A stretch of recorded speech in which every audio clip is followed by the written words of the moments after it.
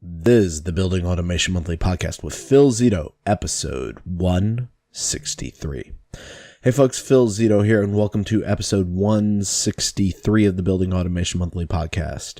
This episode is going to be very free-flowing. I have very few notes, and what I want to talk to you about today is what I've learned from assessing literally thousands of our students. So we've had 4,000 plus students go through our courses, and something we've introduced is an assessment process for our corporate customers who are going and enrolling their teams or groups of employees, and we assess them, we understand where they have any weaknesses, and then we apply the appropriate training from our course library to go and solve those weaknesses. So what I want to talk to you about today is what I've seen at the macro level as far as where people are weak with their skills, where people are strong with their skills, and what that means to you as a BAS professional, as well as a manager of BAS professionals, and how you can take this knowledge and apply it to kind of growing your own internal training team or creating your own your own kind of training goals, understanding kind of where you sit. I remember back in 2008, it's a funny thing. A lot of folks think I've been in this industry for 20, 30 years. I've actually only been in this industry since 2007. So I've been in this industry 12 years now. Yeah, about 12 and a half years, I think. And it's interesting to me because folks are like, hey, yeah, you've been, because I've worked on so many legacy things. They're like, yeah, you've been in this for 20, 30 years. I'm like, no, 1982, I wasn't even born yet. In the 80s, I was single digits. So no. But what I have learned that's really helped me grow in my career is kind of where the most profitability comes from as far as actions you can take and what you're learning. And what I've seen across the board is, back when I was real early in my career, right, as I was mentioning, I would compare myself to people. I don't know if you've ever done this, but I would get really down on myself because I would be sitting there trying to write programs, and it just like the stuff wasn't working, and I'm sitting there on a bucket and trying to figure out Backnet, and no one ever taught you Backnet, so I'm literally doing trial by error and just trying to change settings to get things to work, and then trying to figure out why 4 to 20 milliamp loops don't work because no one ever taught me how to work with current. So I had all these crazy things, and I just felt like, man, I'm just freaking failing at this. It's overwhelming. I don't know what I'm doing. And I'm just waiting for people to find out that I don't know what I'm doing. When I look back at that, I realized that at least based on the survey results, so statistically based on a large population of samples, there's a lot of folks who have, 5-10 years in this industry who are in that same boat, who they have a strength specific to a manufacturer's product line. But once you go outside of that little area, once you step outside of that comfort zone, their skill set just collapses. And I've just seen this. So our assessment goes through BAS fundamentals questions. Then it goes through a series of HVAC questions.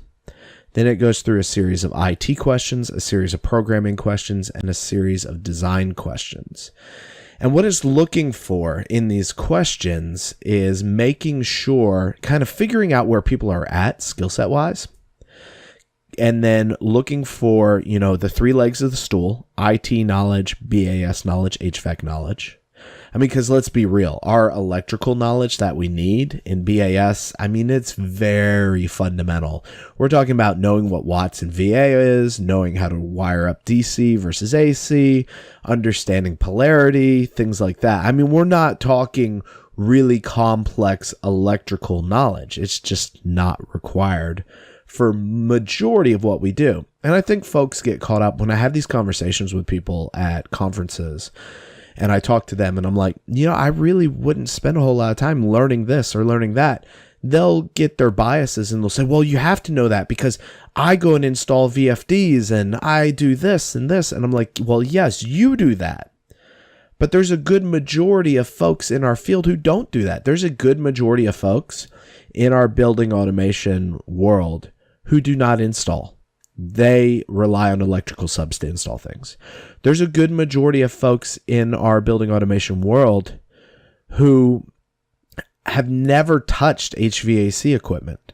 They understand how HVAC works, but I mean, if you asked me to go change a compressor, I will tell you, I wouldn't know where to begin with that. Sure, I could go figure it out. I've got the technical acumen and the capability to learn that, but it does not have a return on investment for me to go and learn that skill set.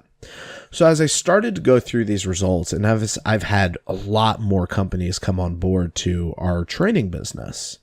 I've just had so many more come in the door, and I've started to use different training assessment tools. I've started to see patterns, and those patterns are that there's a lot of surface level knowledge what you would expect. For example, working in construction. You would expect that folks working in construction would start to pick up, yeah, I know what mechanical plans are. I know what the equipment schedule is. I know what some basics around, hey, this is what K factor is, et cetera, et cetera. Trying to not give too many questions away that are on the assessment. But when we start to actually dive into stuff that I would say is kind of 200 level of controls, like how do you do PID math? How do you understand different architecture frameworks? How do you go about really understanding when you use different output types? I think you'd be surprised how many folks don't know when to use floating versus know when to use sequencing, or don't understand why you use a relay to go and start a starter instead of starting it directly from your controls.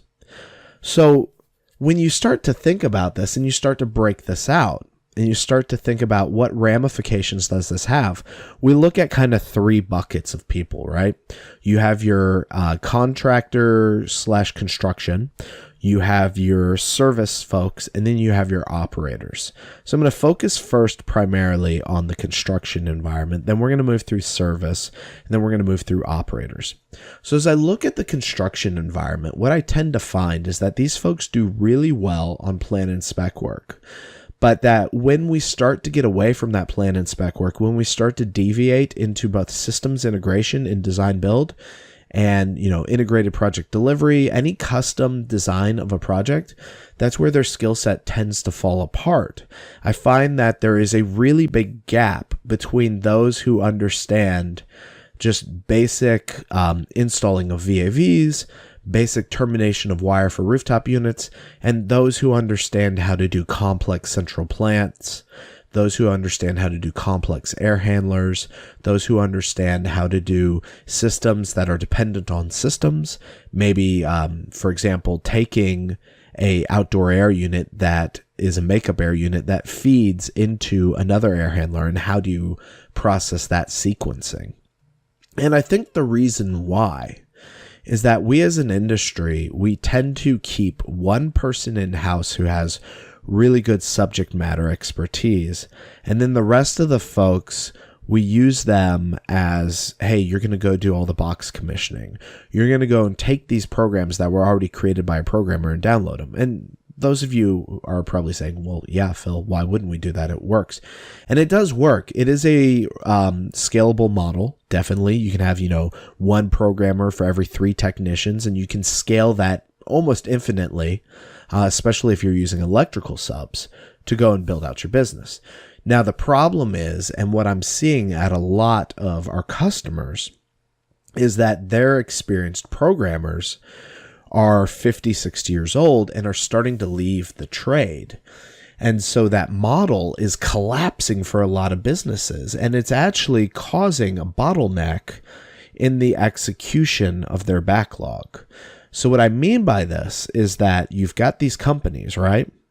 And they've got more backlog than they ever have. I mean, you got to realize we came out of 2008 with a lot of companies died off. A lot of companies subsisted off of their service work, which was very much reactional work because there just wasn't any construction work going on. So they contracted. And now we've got all of this backlog that we've had for a couple years now, and it's starting to pile up.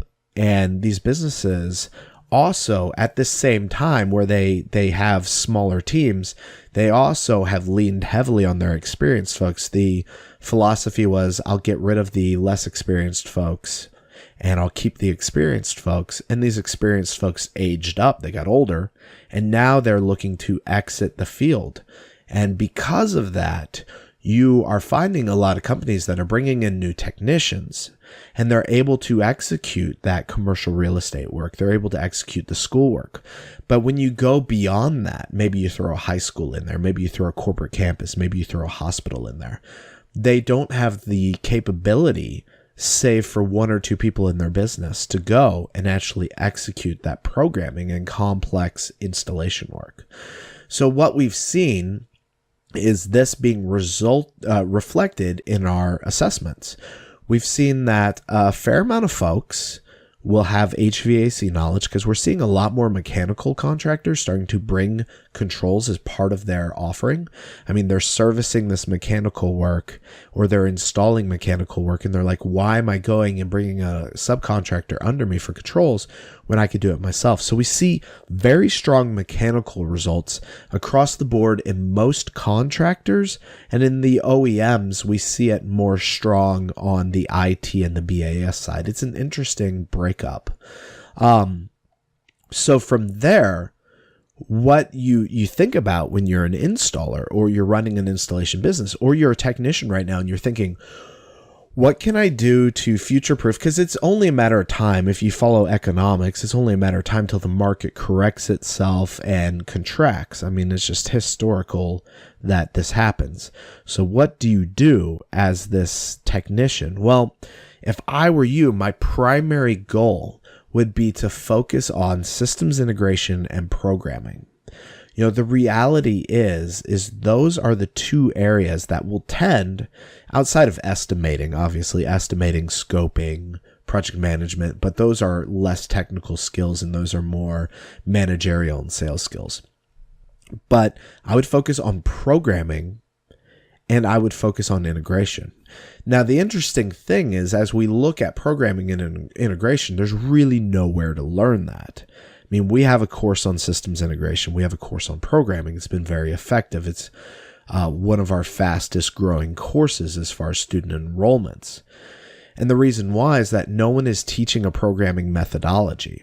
See, what folks are doing is they're sending people to a manufacturer class where they're following a workbook and they're having to build something on maybe a wire sheet, or they're building something inside a program. But then as soon as a single variable, literally a single variable, changes on that programming sequence, it collapses.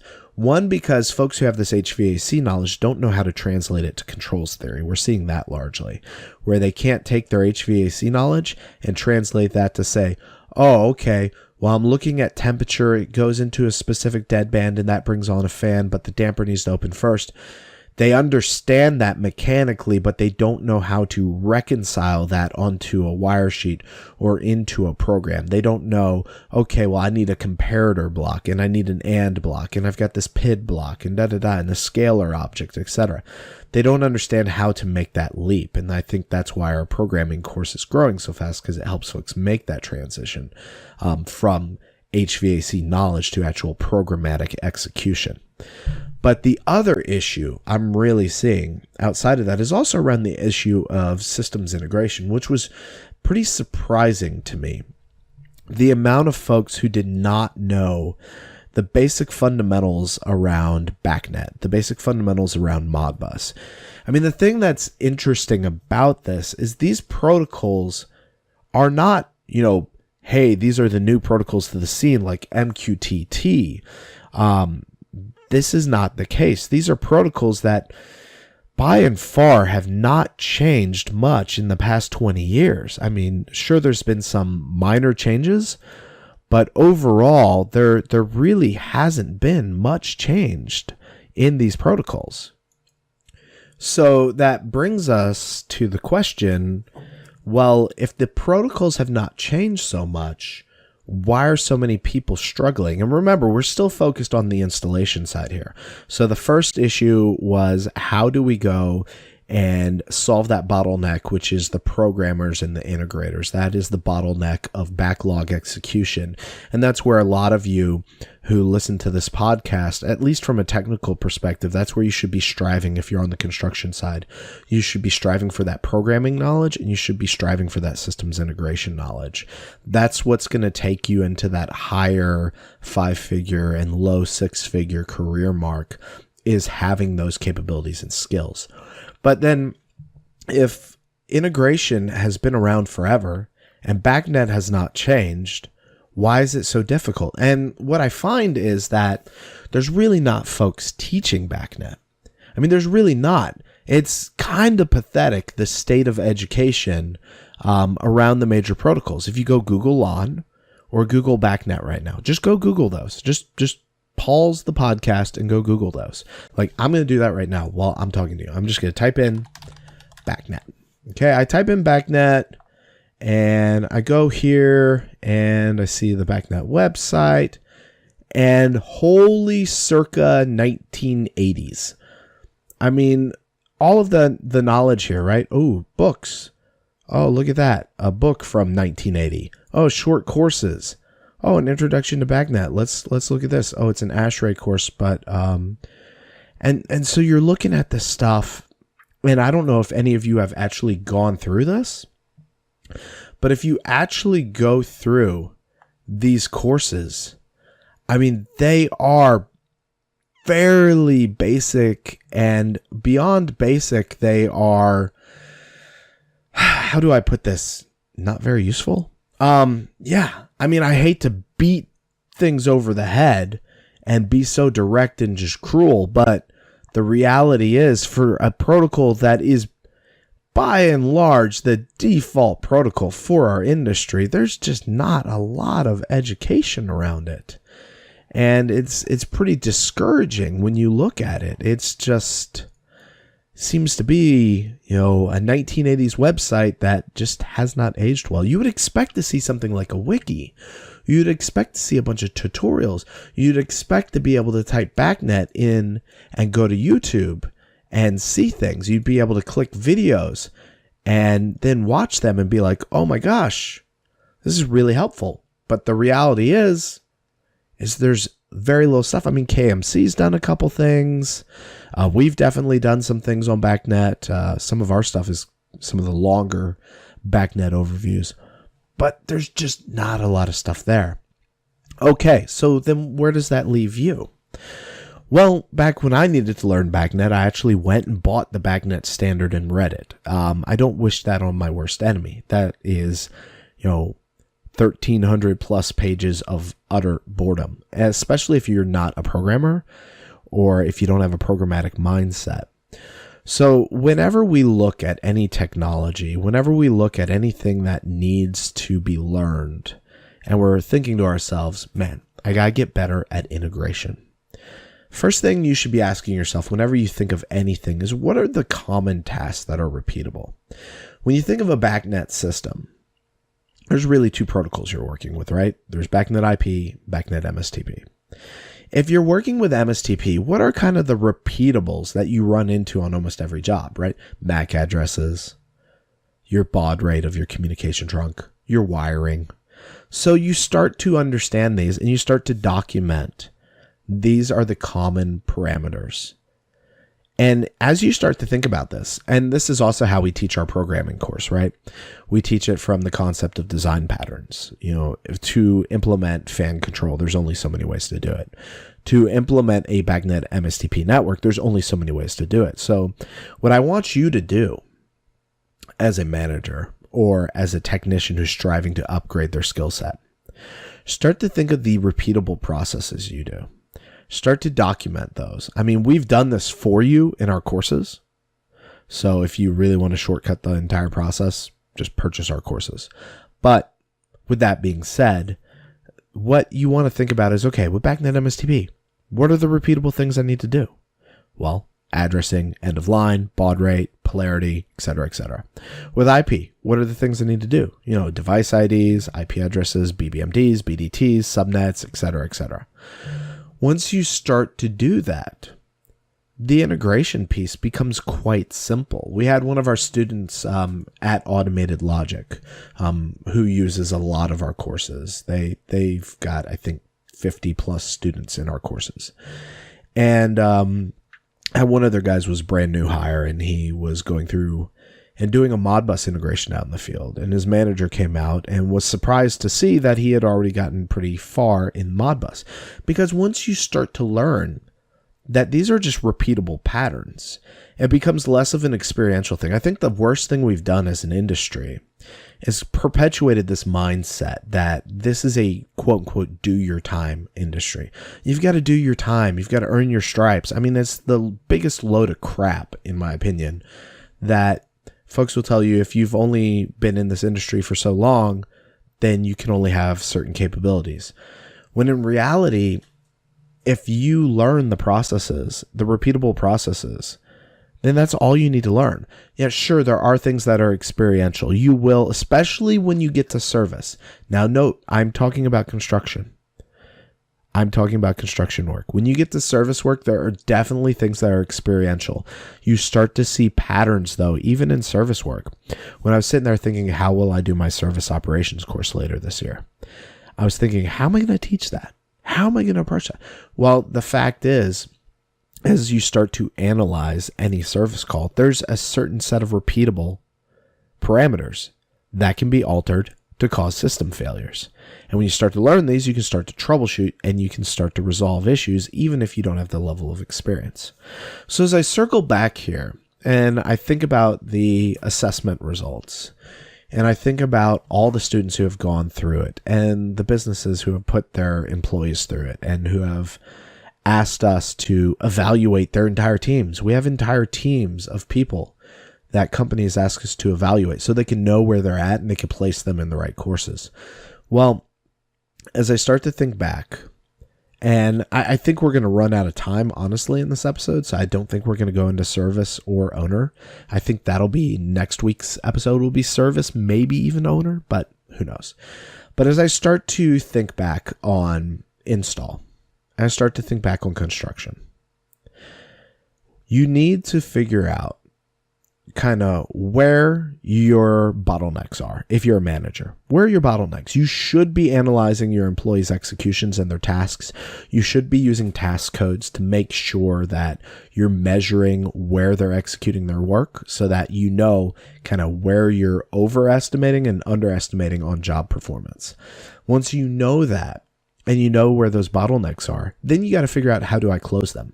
I've told you, in my opinion and experience, programming and integration are the two greatest bottlenecks we see. Literally, if you are a solid programmer or solid integrator, you can get hired super easy right now. Now, the dilemma is, once again, how do you go and learn that? So, as I mentioned, it's all about process. It's all about repeatable procedural processes. So when you're looking at programming, right now, your biggest goal should be shoring up any HVAC skill gaps you have. And then you should be learning to translate those HVAC control sequences into programmatic implementation. How do I take a sequence that I understand of a chiller, having to open up the isolation valves before I turn on the pumps, before I enable the chiller, I got to prove flow. How do I take that knowledge and translate that to an AND block, a flip-flop block, an OR gate, etc., a switch? How do I translate that? That should be one of your primary goals. Your secondary goal, and I don't say secondary in like it's less important, I just say secondary in that it's secondary, meaning it's right after the primary. And you could flip-flop these, it doesn't really matter, is learning integration. I cannot stress enough, one, how easy, once you learn the repeatable steps, integrating systems is. It is easy. Once you learn what to look for, the questions to ask, and you understand how the protocols truly work, it is easy to integrate. The other thing I will tell you, and it's something we did in our system integration bootcamp course, which we're wrapping up this week, is actually working with APIs and using programming languages like C# or Java to consume API data. Now, I know for some of you listening to this, that's overwhelming. You're going to tune out. You're like, hey, I'm barely integrating with Backnet right now. That's totally cool. Get that. A lot of folks are not doing well with Backnet right now. So shore that up. But if you're good with Backnet, I encourage you to start thinking about learning a programming language. Encourage you to start thinking about learning how to integrate systems.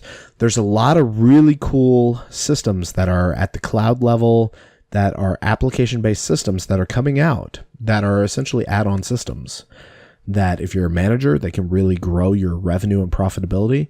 And if you're a technician, understanding how to work with them can really help you to kind of diversify your skill set and provide more value to your customers. So as I'm sitting here thinking about where I was back when I was in your shoes, and I'm thinking about kind of all the stuff that was deluging me. Because, I mean, you got to understand, I wanted to be a cybersecurity expert. Then I wanted to be a programmer. Then I wanted to be an executive. Then I wanted to be an integrator. Then I wanted to be in sales. And I mean, I kept changing my mind, which is kind of where my diverse skill set comes from, because I would go and I would master these things as much as you can, reading books and doing hands-on labs in your office. And I will tell you that looking back at all of that, the single greatest technical investment that I could make was programming and systems integration. So that being said, if you have any questions at all, I really encourage you. A handful of you do this. A lot of you don't do this, but I encourage you to either go into our Facebook group or to reach out to me on our website via the comments and ask me whatever questions you have. If you're a manager and you're looking to assess your team, then simply shoot us an email at sales@buildingautomationmonthly.com, and we'd be happy to talk to you about how we've helped thousands of others go and enhance the profitability of their teams and how we can help you. So that being said, thanks so much. In next week's episode, we will go into the service aspect, basically what I've seen from our survey and how that applies to service professionals. So that being said, thanks so much. I look forward to talking to you in next week's episode. Take care.